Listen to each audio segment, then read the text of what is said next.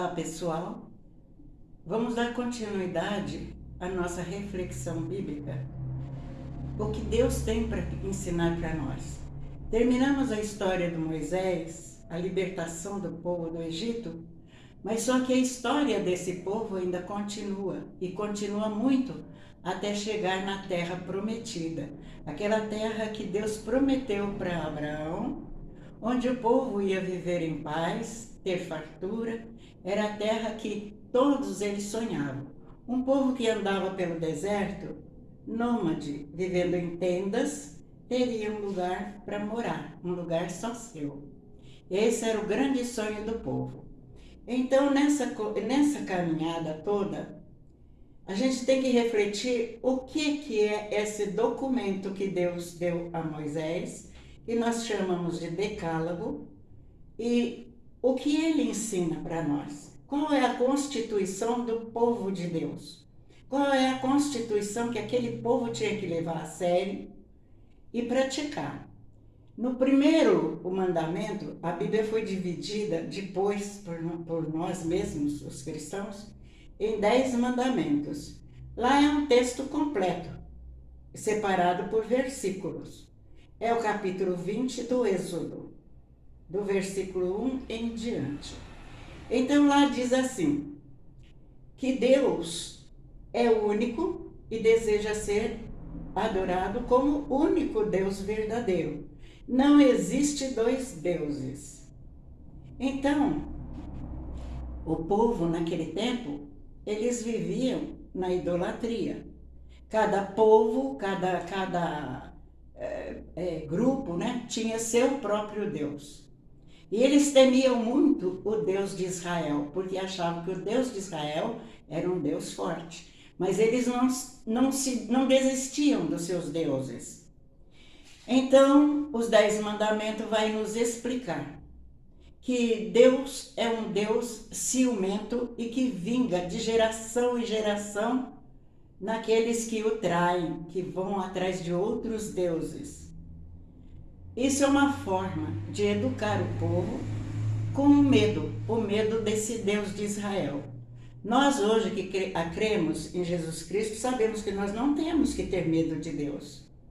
Deus é amor e é só amor. Ele não vinga, ele não faz nada de errado. O que ele faz é nos ensinar o caminho certo.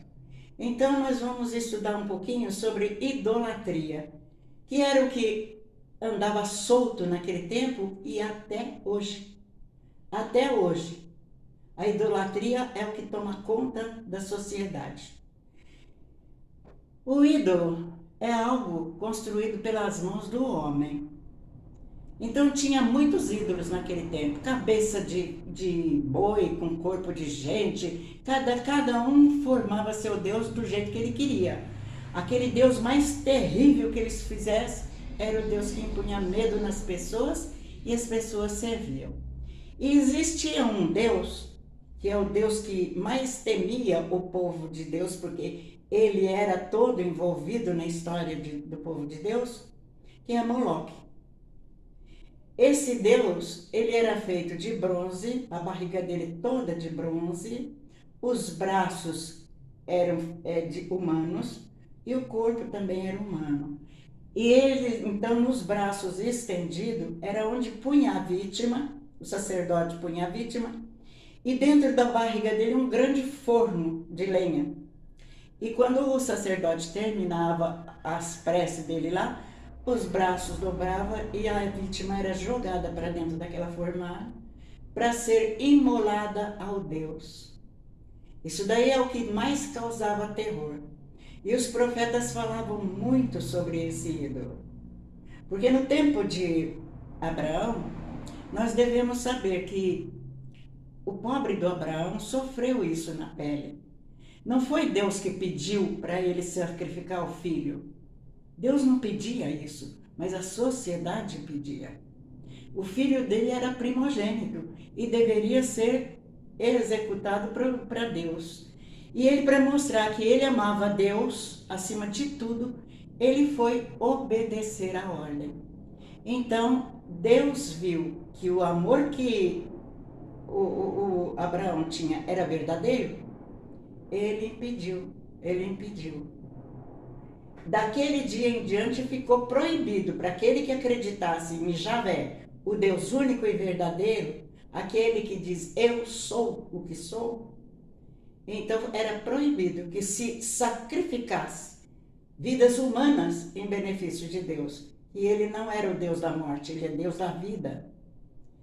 Então o povo de Deus então cria um outro costume, um outro tipo de agradar a Deus. Eles imolavam animais.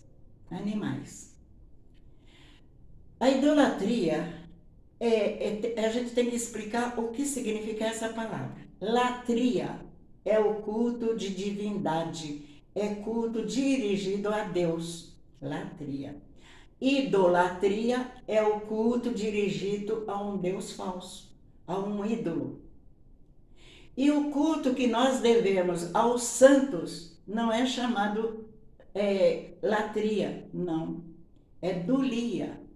É só amor, é um exemplo de vida, é uma veneração. Não é não é latria. Latria é para Deus. É o culto direto para Deus. Agora, dulia é o que nós reservamos para Nossa Senhora, para São José, para todos os santos. É só um culto de veneração. Falar de idolatria não é fácil, porque tudo aquilo que toma o lugar de Deus na nossa vida é idolatria. E hoje em dia nós temos muitos ídolos fortes. É o poder, querer ser o poderoso. Quando uma criança nasce, o pai já pensa, meu filho vai ser jogador de futebol, porque ganha dinheiro, ganha muito dinheiro. Então o dinheiro é um ídolo. É uma necessidade que nós temos, mas é ídolo. Nós fazemos de tudo para possuir esse ídolo. Ele toma o lugar de Deus. É no dinheiro que eu coloco toda a minha confiança, esperança, felicidade e tudo que eu desejo na vida. E como nós somos iludidos com isso, porque nem todo o dinheiro do mundo compra a nossa vida, compra o nosso sossego, compra a nossa felicidade. Nem todo o dinheiro do mundo. Ele pode até facilitar algumas coisas, mas não a felicidade. Outro Deus muito comum hoje em dia é o tal do sexo. Quantas traições, quantos lares desfeitos, quantas promiscuidade que existe só por uma satisfação temporária, idiota, que vai passar rápido, mas que nós fazemos questão absoluta, de querer ser o bom no negócio. Hoje, outra idolatria, eu mando no meu corpo. E por isso eu assassino a criança que vem após um sexo despreparado, que eu não desejava.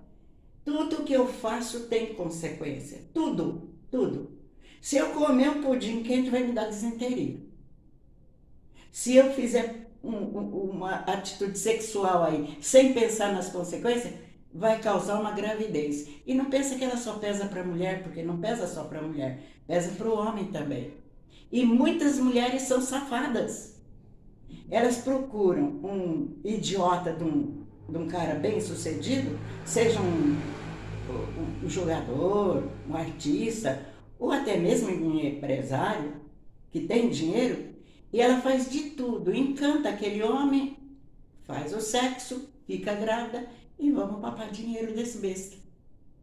Então, nós devemos saber conduzir a nossa vida diante da vontade de Deus, honrando o nome de Deus, tendo um Deus verdadeiro dentro do nosso coração e saber que os 10 mandamentos que Ele dá é para nossa felicidade, não só no céu, mas na terra.